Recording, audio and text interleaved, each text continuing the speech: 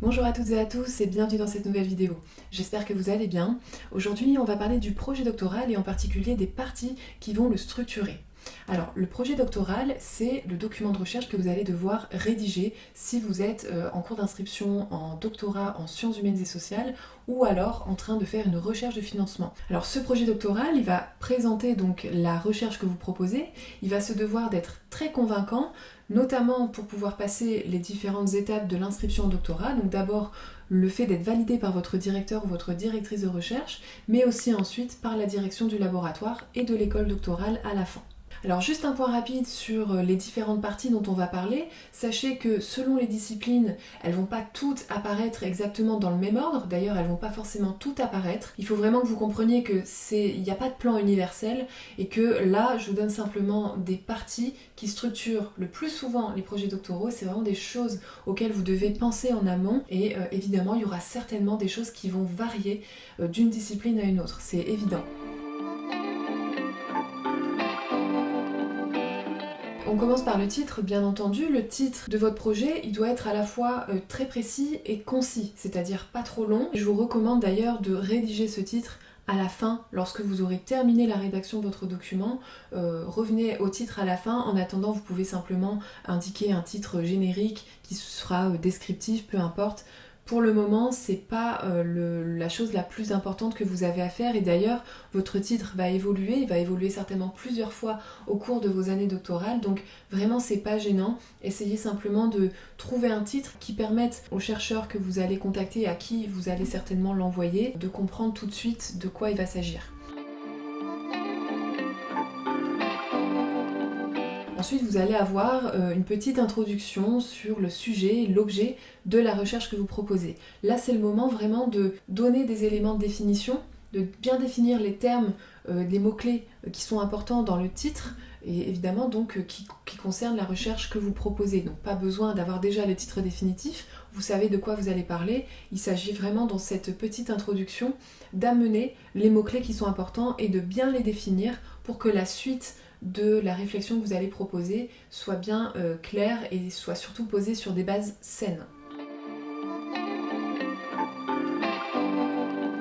Ensuite, le contexte. Le contexte, c'est quoi? C'est simplement le contexte dans lequel s'inscrit la recherche. Dans quel contexte vous êtes amené à proposer cette recherche? Donc, à quel moment et dans quelles circonstances vous avez été confronté à une problématique ou à votre avis, dans quel contexte cette recherche s'impose? Est-ce que c'est à la suite de votre master de recherche, par exemple? C'est souvent le cas, mais ça peut aussi être au cours d'un parcours professionnel pour les personnes qui seraient en reprise d'études et qui auraient passé quelques années dans un univers professionnel.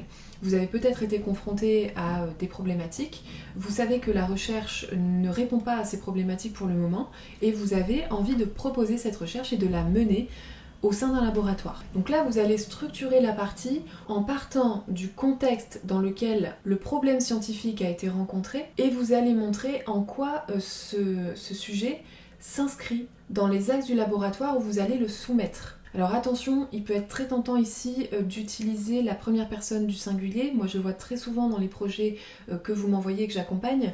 Vous avez tendance à utiliser le je. Parce que c'est quelque chose auquel vous avez été confronté au cours de votre carrière ou de votre parcours et donc vous avez tendance à ramener les choses à la première personne. Surtout, évitez ça. Il faut absolument éviter, bannir l'utilisation du je dans un document de recherche, y compris dans le projet doctoral. Donc surtout, évitez d'utiliser le je dans cette partie comme dans toutes les autres parties de votre projet. Là, il va s'agir de faire l'état des lieux de la littérature qui existe déjà à ce sujet, c'est-à-dire quels sont les travaux qui ont déjà été menés autour de ce noyau, en fait, autour de ce sujet, dans cette thématique. Vous devez être au courant évidemment des études qui ont déjà été menées et vous allez devoir montrer dans cette partie en quoi ça limite en fait le champ de la recherche. C'est-à-dire qu'il y a des choses qui ont été faites, clairement, votre projet s'inscrit dans un cycle de travaux de recherche, mais il y a une limite aux travaux qui existent déjà et c'est pour ça que vous allez proposer votre recherche. Donc vous devez montrer en quoi votre projet va compléter le reste des travaux de recherche, dans quoi il s'inscrit, pour justement montrer que c'est pas un travail isolé, que c'est quelque chose qui s'inscrit dans une logique et bien sûr que vous êtes au courant des travaux qui existent dans ce domaine-là. Alors bien sûr, vous n'allez pas lister les différents travaux que vous connaissez. Ça, c'est quelque chose que vous faites très souvent aussi quand je lis les projets doctoraux.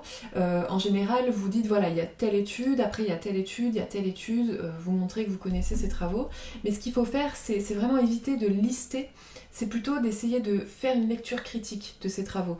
Donc vous allez de toute façon montrer que vous avez connaissance de ces travaux puisque vous allez en parler, mais le but c'est vraiment pas d'en faire un catalogue, c'est plutôt de montrer quelle est leur limite en fait, quelle est la limite de ces travaux. Par exemple, vous allez dire voilà, sur ce sujet, sur cette problématique, il y a très peu d'études, ou alors il y a énormément de travaux justement sur ce sujet. Donc posez-vous la question, est-ce que votre travail s'inscrit dans un cycle assez restreint, ou est-ce qu'au contraire, il y a déjà beaucoup de travaux, et comment vous allez justement vous placer par rapport à ces travaux. Vous allez vous servir de toutes ces recherches qui ont déjà été menées comme base de travail. C'est des choses qui vont vous être utiles dans votre travail de recherche par la suite, mais le but c'est de montrer que vous allez dépasser ces travaux-là ou les compléter. Donc vous allez simplement prendre des phrases du type « telle étude a été menée en telle année, mais elle ne répond pas à telle problématique ou à tel besoin ». Et ensuite vous allez développer sur pourquoi. Pourquoi est-ce qu'il y a une limite à cette source-là ? Est-ce que c'était une question d'approche ? Est-ce que c'était une question de moyens ? Est-ce que c'était une question matérielle ? Est-ce que l'étude en question était basée sur un autre type d'échantillon ? Ou est-ce qu'elle a été menée dans une autre discipline, par exemple ? Dans ce cas-là, il faut adapter à la discipline dans laquelle s'inscrit votre travail. Ou par exemple, avec un angle de vue spécifique. On a déjà étudié ça, mais c'était pour montrer telle chose. Et nous, on veut reprendre ça, mais pour montrer telle autre chose. Ça, c'est possible aussi. Dans ce cas-là, vous voyez, les travaux qui existent vont vous servir de base et de socle, en fait, mais vous allez aller plus loin ou proposer autre chose. Ça peut être aussi une étude qui est assez proche, mais qui a été menée dans un autre cadre spatio-temporel, donc sur une autre période, ou bien sur un autre territoire. Ça peut être une autre zone géographique que vous proposez d'étudier, donc c'est proche, ça a déjà été fait, mais pas sur le bon territoire, ou alors vous cherchez à réactualiser un peu les choses, parce que la dernière étude sur ce sujet, elle date de, je sais pas, il y a 100 ans ou juste l'année dernière en tout cas, il faut montrer qu'il faut actualiser tout ça. Donc voilà, il faut vraiment essayer de faire le point là-dessus, montrer en quoi toutes ces sources et tous ces travaux vont pouvoir éclairer votre recherche et en même temps en quoi elles limitent le champ de la recherche actuelle. Alors là, il va être tentant de faire une partie à rallonge, mais faites attention à ne pas dépasser 4-5 paragraphes, maximum une page et demie. C'est pas la peine vraiment de lister tout ce qui existe sur ce sujet, mais vraiment ceux qui sont au plus près de votre sujet et qui vont vous permettre de démontrer très efficacement la lacune existante sur ce sujet. Alors la problématique, elle apparaît souvent en tout début de document, vous pouvez très bien l'insérer juste après le titre sous forme d'une question, mais sachez que en général, vous allez devoir reprendre à la suite d'une partie contexte, une partie état de l'art, vous allez amener la problématique et surtout bien détailler quelles sont les sous-questions qui sont rattachées à cette problématique, montrer quel est l'angle d'attaque que vous allez choisir et aussi identifier et expliquer la méthodologie que vous envisagez pour mener l'étude précisément, concrètement. Alors là, vous allez devoir vraiment insister sur l'utilité de la recherche et sur la transformation qu'elle va permettre. Vous ne pouvez plus vous en tenir à un intérêt personnel pour une recherche par exemple. Ou en tout cas, même si c'est le cas et que vous pensez que vous êtes la première personne à être passionnée par ça, vous allez devoir démontrer au sein du projet de recherche en quoi ça va être utile, pas seulement pour vous, mais aussi pour le laboratoire et pour l'université en fait.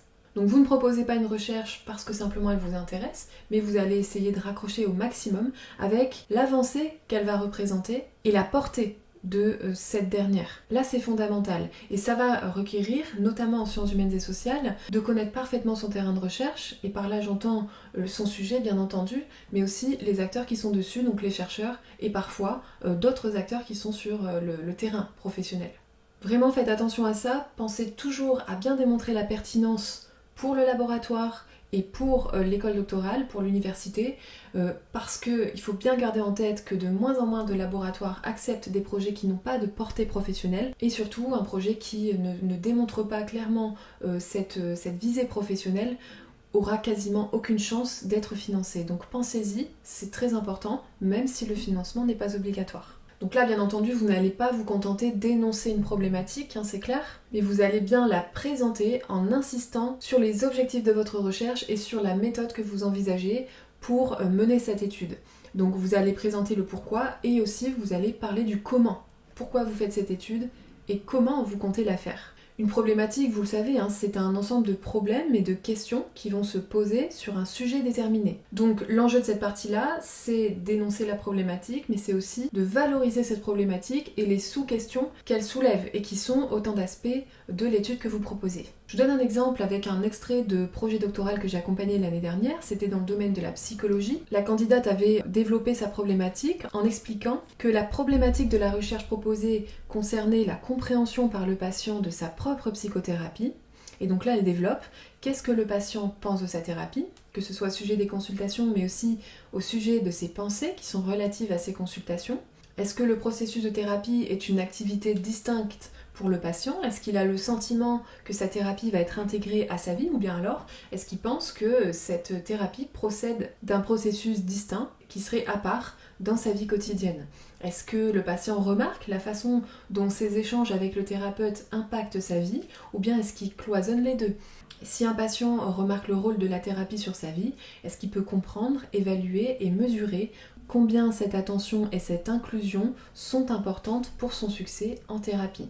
Cet ensemble de questions, il démontre et il rend intelligible aussi la problématique qui est soulevée par cette candidate. Donc elle décompose sa problématique en sous-questions, en sous-problèmes qui vont annoncer le plan de la recherche qu'elle propose. Et donc elle va enchaîner dans cette partie sur les objectifs de sa recherche et sur la méthodologie qu'elle entend déployer pour réaliser son étude. Donc quelles que soient les disciplines dans lesquelles vos projets doctoraux s'inscrivent, il va être important de penser à tous ces aspects concrets et de bien les développer dans la partie qui va être dédiée à l'angle d'attaque pour ce qui est de la problématique et à la méthodologie que vous envisagez.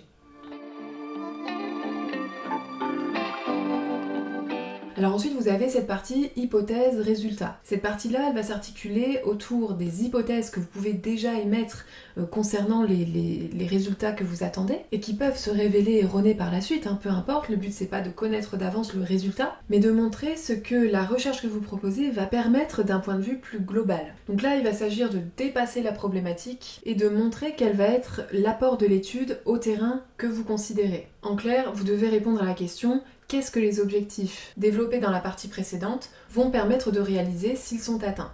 Je vous donne un exemple. On prend comme sujet en histoire de l'art la présence des artistes anglais en France pendant l'entre-deux-guerres. La problématique, c'était pourquoi la mémoire collective n'a pas retenu les noms des artistes anglais installés en France à cette période, alors qu'elle a retenu des noms comme Picasso, Chagall ou Brancusi. L'hypothèse au moment où j'ai élaboré le projet, c'était que les artistes anglais n'étaient pas aussi présents que les artistes espagnols, italiens, belges, polonais, russes dans le Paris des années 20 et 30. Cette hypothèse, elle était fausse, et le fait de partir là-dessus nous a permis de comprendre tout de suite qu'au contraire, les artistes anglais étaient très présents, et donc ça a permis de reconsidérer la problématique, de revenir sur l'origine de la question. Pourquoi, dans ce cas-là, est-ce que la mémoire collective n'a pas retenu ces noms? Donc les résultats qui étaient attendus, c'était simplement d'obtenir un éclairage supplémentaire sur l'histoire de l'art occidental, de compléter les connaissances sur ce sujet à une période qui était très peu étudiée à ce moment-là, de reconsidérer éventuellement la place des artistes de renommée mondiale dans un contexte qui serait élargi, pour valoriser d'autres types de productions contemporaines au sein des institutions muséales et culturelles. Donc vous voyez que l'intérêt, pour revenir à ce que je disais tout à l'heure, l'intérêt de l'étude, c'était pas seulement de reconsidérer la place des artistes très connus, mais aussi, plus concrètement, de valoriser d'autres types de productions contemporaines. Donc à ce moment-là, il y a eu d'autres œuvres d'art qui ont été produites, mais en fait, ces œuvres d'art, elles sont invisibilisées, elles sont dans les réserves des musées, et le public ne les connaît pas. Donc nous, notre objectif, c'était aussi permettre aux musées de valoriser autrement ces collections, de sortir certaines œuvres des tiroirs et des caves, et de pouvoir justement proposer autre chose au public. Là, il y avait une visée professionnelle, si vous voulez, qui a été mise en évidence. Et c'est ça qu'il faut vraiment essayer de faire, quel que soit votre sujet, et votre discipline surtout, parce que je sais qu'en sciences humaines, on a tendance à penser qu'on va faire un travail pour lui-même, alors qu'en réalité, il y a vraiment des possibilités de valorisation en termes professionnels. Alors justement, on va en venir naturellement à la valorisation. La valorisation, c'est quoi ? C'est tout simplement tout ce que vous pouvez envisager pour faire connaître vos travaux et pour bénéficier des retombées. C'est tout ce qui va concerner les opportunités qui vont être possibles pour vous, mais aussi pour le laboratoire et l'université, en France comme à l'étranger, grâce à ce travail de recherche. Donc là, vous pouvez envisager les choses dans un contexte académique, où on va penser aux publications, on va penser aux communications que vous allez pouvoir faire, mais ça peut aussi être tout ce qui est vulgarisation pour le grand public, ça peut être des conférences, ça peut être des podcasts, tout ce qui est diffusion à la radio, les chercheurs sont souvent proches de radios comme France Culture, et ça peut être aussi la presse écrite avec des revues spécialisées dans différents domaines. Par valorisation, on va entendre aussi tout ce qui est dépôt de brevet, ça peut être aussi tout ce qui est projet de partenariat, les prix qu'on peut envisager de récupérer, mais aussi la création d'entreprises, la création d'emplois.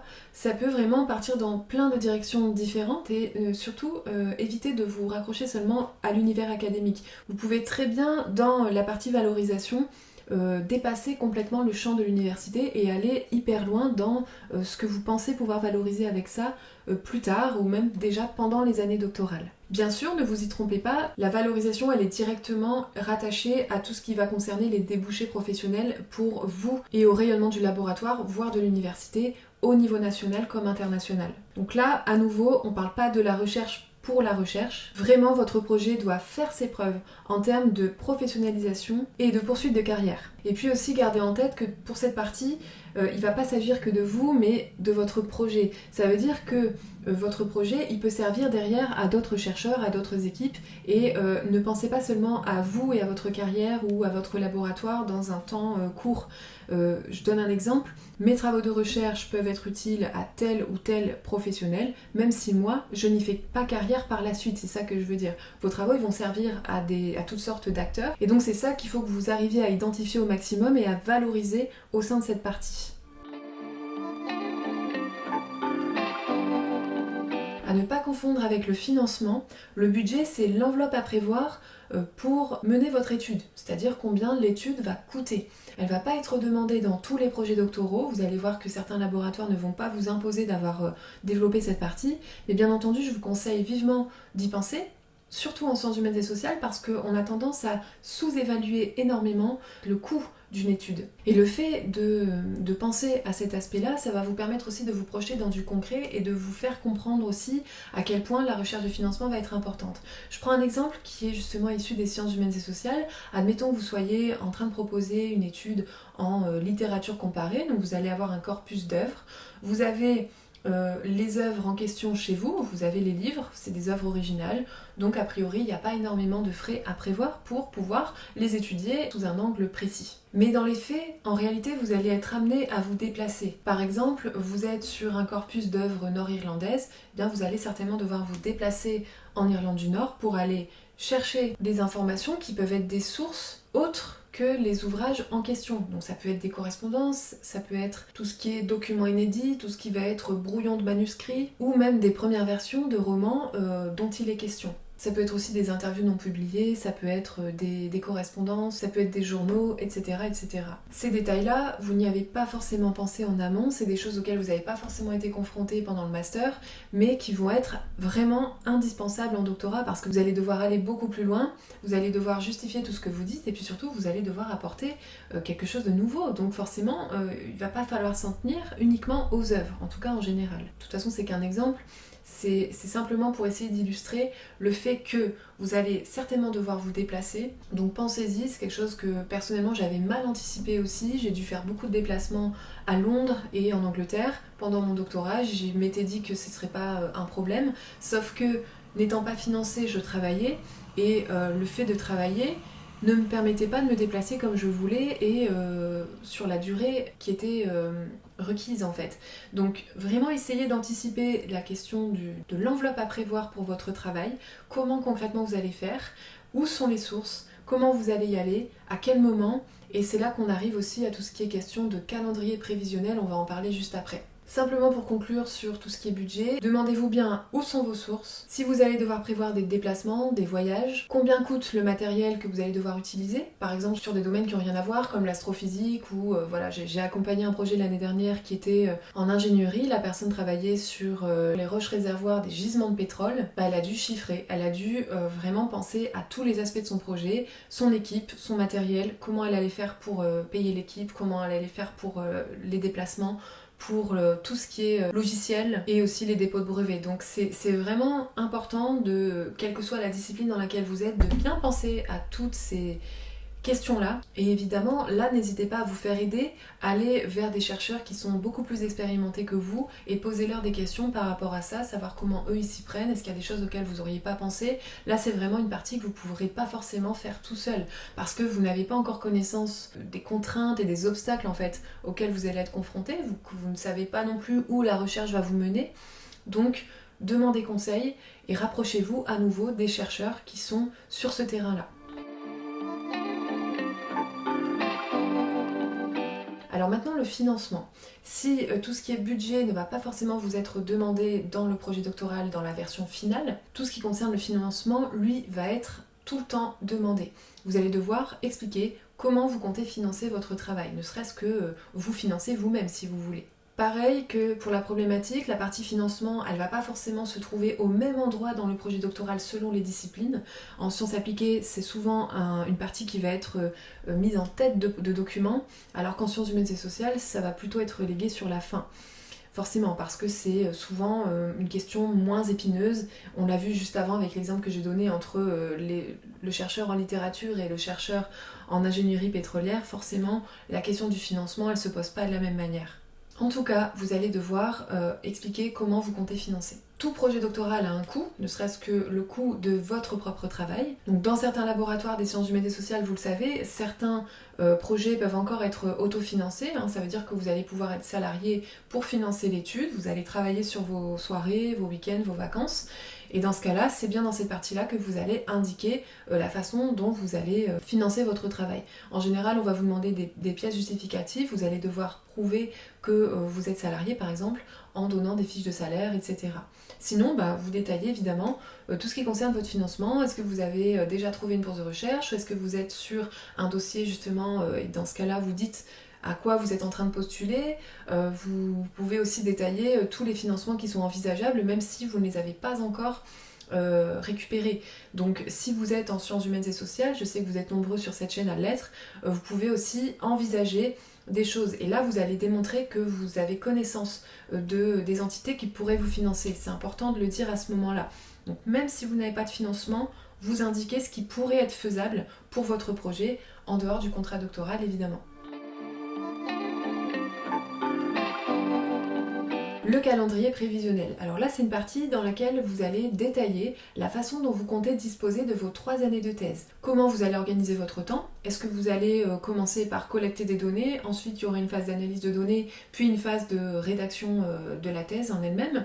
Comment vous pensez vous organiser? Comment vous voyez les choses? Quels temps sont à prévoir? Et bien sûr, comment vous comptez vous y prendre pour faire aboutir cette étude en 3 ans? Même si dans la partie financement vous avez indiqué que vous serez salarié, vous devez bien montrer dans la partie calendrier prévisionnel que vous allez réussir à faire ce travail en 3 ans. Surtout, même si c'est clair que ce sera impossible en étant salarié à temps plein à côté, vous devez montrer que ce sera faisable. Surtout, ne tablez pas sur 4 ans, 5 ans en disant je serai salarié, donc forcément je ne vais pas avoir assez de temps. Vous prenez bien 3 ans et vous essayez de montrer que vous allez réussir à faire cette étude en 3 ans. Donc là, pour vous aider, je vous recommande de lister d'abord les tâches que vous pensez devoir entreprendre. Donc ça peut être tout ce qui est recherche bibliographique, lecture des sources, refaire le point sur l'état de l'art, aller approfondir un petit peu vos lectures. Ça peut être aussi la conception de questionnaires dans des domaines comme la psychologie ou la sociologie. Ça peut être tout ce qui est relatif aux questionnaires, donc l'envoi des questionnaires, la collecte et l'analyse des données, ça peut concerner vraiment tous les champs de recherche, la rédaction du manuscrit évidemment, etc. etc. Donc vraiment là, faut aussi montrer que vous savez quelles tâches vont être forcément menées en fait au cours de votre étude. Donc si par exemple vous préparez des questionnaires, vous devez le savoir en amont et vous devez avoir une idée du temps que ça prend. Donc vous montrez aussi par là que vous avez cette expérience-là, que vous avez pensé à ces détails-là, vous listez tout et ensuite vous les reportez dans un tableau. Je vous montre un exemple de tableau. Vous mettez bien toutes les tâches en première colonne et après vous détaillez année 1, année 2, année 3. Vous pouvez aussi mettre des trimestres, vous pouvez mettre des semestres, vous pouvez mettre des mois aussi, hein. C'est complètement possible.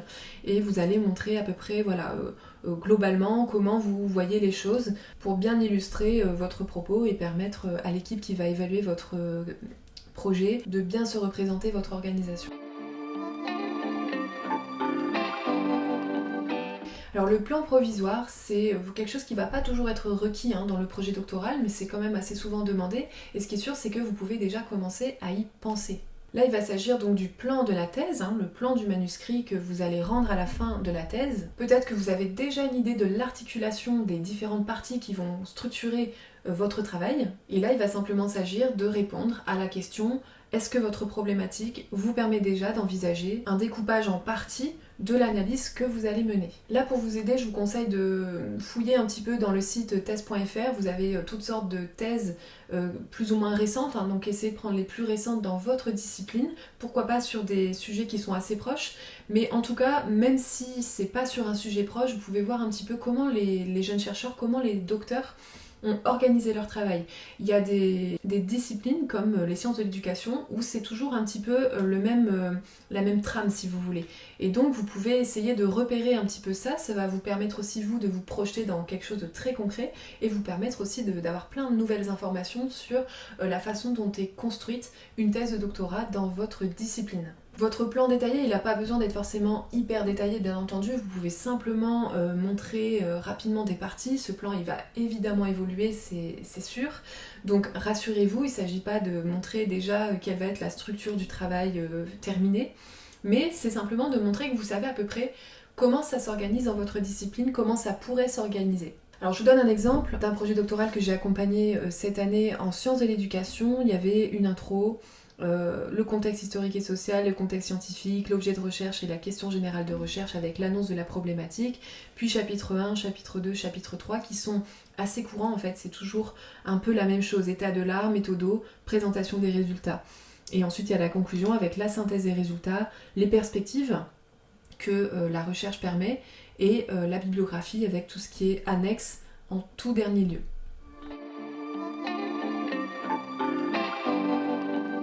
Alors la bibliographie, c'est une partie aussi à part entière que vous allez le plus souvent intégrer à la fin du document, c'est quasiment toujours demandé. Une bibliographie récente avec toutes les sources que vous avez déjà identifiées. Là encore, il ne s'agit pas d'être exhaustif, donc surtout n'allez pas imprimer 14-15 pages de bibliographie, c'est pas utile. Vous devez simplement montrer que vous connaissez les études principales dans ce champ de recherche, que vous avez déjà identifié tout ça, que vous les avez lues, que vous en avez connaissance et que vous connaissez les sources qui sont au plus près de votre sujet en fait. Le but c'est vraiment de leur montrer que vous n'êtes pas passé à côté de quelque chose et que vous avez bien connaissance de tout ça. Eux c'est ça qu'ils veulent savoir quand ils vont lire votre projet, c'est est-ce que dans sa réflexion et dans ce qu'il nous propose, il a bien tenu compte de tout ce qui est hyper essentiel dans ce domaine. Donc là vous allez vous en tenir à 1-2 pages, 3 maximum, franchement c'est pas la peine d'aller au-delà, de toute façon en général après ça part un peu dans tous les sens. Vous êtes à un stade très précoce du montage de votre projet, donc on n'attend pas de vous que vous ayez déjà connaissance de tout, que vous ayez tout lu. D'ailleurs, dans la bibliographie, il n'y a pas de problème à indiquer des livres ou des ouvrages ou des travaux que vous n'avez pas encore consultés mais dont vous avez connaissance et que vous savez être hyper important pour votre travail. Bien entendu, vous évitez aussi les ouvrages généraux, vous allez vraiment aller sur des sources très très spécialisées et voilà, commencez pas surtout à indiquer des ouvrages, je sais pas, l'histoire de l'art en 5 tomes. Évidemment que là on est beaucoup trop large et qu'il faut vraiment resserrer au maximum sur le sujet en question pour montrer qu'on a connaissance des études récentes sur ce sujet. Alors quelques recommandations par rapport à la bibliographie. La première, c'est que vous allez toujours classer votre bibliographie par ordre alphabétique. C'est important, donc évidemment vous pouvez aussi faire un classement thématique, mais dans les rubriques, il y aura toujours un classement par ordre alphabétique. Je ne mentionne pas le fait qu'il faille évidemment respecter les normes qui sont requises dans votre discipline pour citer une source. Ça je m'étale pas, vous savez quoi faire. Et au pire, vous savez que vous pouvez vous référer aux normes PUPS qui sont disponibles sur internet. Donc vous trouverez ça très facilement si vous avez un doute. Veillez à ce que votre bibliographie soit récente, très très récente. Dans certains domaines, c'est pas la peine d'aller citer des études ou des sources qui vont dater de plus de 5 ans, plus de 10 ans, voire au-delà, parce que là c'est vraiment très problématique et je peux vous assurer que les lecteurs de votre projet vont le voir. D'ailleurs, quand ils vont regarder votre bibliographie, ils vont regarder en premier les dates. Donc c'est vraiment important d'être sur des ouvrages ultra récents ou des sources ultra récentes. Faites attention à ça. Si vous utilisez une source qui est un peu ancienne, il faut que ce soit déjà il faut que ce soit exceptionnel et puis surtout il faut que ce soit justifié. Il y a tel ouvrage qui est vraiment incontournable sur ce sujet, il n'a pas été réactualisé depuis ou alors il n'y a pas d'équivalent depuis et ça reste un document qui est pilier en fait dans votre discipline. C'est assez rare donc faites attention à bien vérifier ça et à bien vous assurer aussi que les éditions des ouvrages que vous allez citer sont bien les dernières éditions. Parfois on a un ouvrage chez soi qui date de, je sais pas, 2010 et en fait il y a une édition en 2018 qui est sortie. Donc vous devez absolument dans ce cas-là indiquer la dernière édition dans votre bibliographie. Vous allez bien mettre l'ouvrage de 2018 et pas celui de 2010. Donc là vous devez montrer que vous êtes en capacité d'identifier tout ça. C'est assez facile en fait. Vous pouvez aller sur le site worldcat.fr où là vous tapez en fait le titre de votre ouvrage ou de votre étude, peu importe, et vous allez pouvoir repérer quelles sont les différentes éditions et si la vôtre est bien la dernière édition en date. Aussi, petit détail, si dans votre projet vous avez indiqué des sources, ce qui est logique, hein, normalement vous avez forcément des notes de bas de page un peu partout dans votre projet de recherche et donc vous allez reprendre les références que vous avez déjà indiquées en notes de bas de page dans la bibliographie. N'oubliez pas de supprimer les pages en question. Par exemple, si en page 3 de votre document, vous avez indiqué, voilà, on parle de cette étude, de ce passage-là dans tel article scientifique, vous allez reprendre l'article scientifique en bibliographie et retirer la page en question parce que vous citez tout l'article et pas seulement une petite partie de l'article. Voilà, pour les parties du projet doctoral, évidemment, selon les disciplines, vous allez avoir d'autres choses à ajouter. Là, on parle bien d'une première version et des choses auxquelles vous pouvez penser, vous, en amont, avant d'approcher des chercheurs, par exemple. Si un directeur ou une directrice de recherche ne peaufine pas avec vous ce projet et vous incite en fait à le donner tel quel au laboratoire et à l'école doctorale, sachez que c'est pas bon signe et voilà, faites attention. Votre directeur de thèse est censé vraiment vous apporter beaucoup d'éléments et vous permettre d'avoir une version finale qui n'aura rien à voir avec cette première version que vous êtes en train de préparer.